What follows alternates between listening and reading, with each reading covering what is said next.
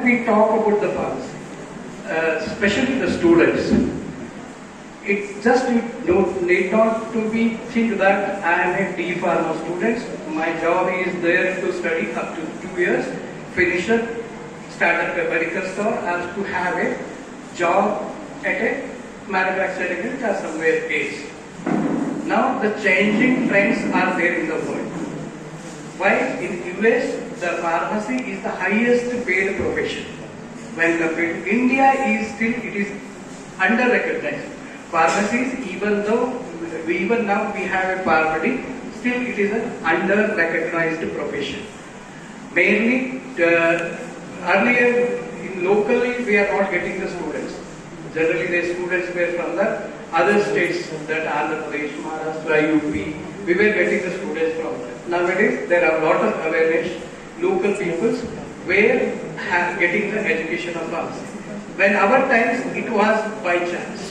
We have not taken up this profession with an interest. Nowadays the students are taking this profession with an interest. They would like to have a degree or a diploma or master's degree in the pharmacy. So that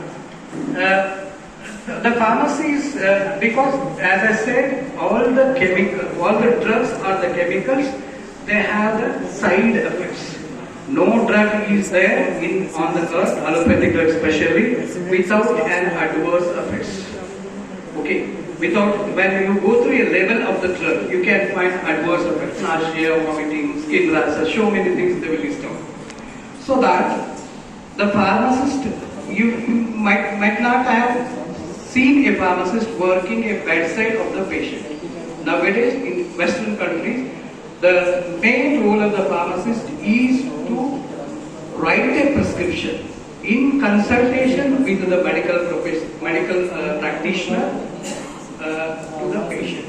A suitable prescription will be prepared by the pharmacist in consultation with the doctor.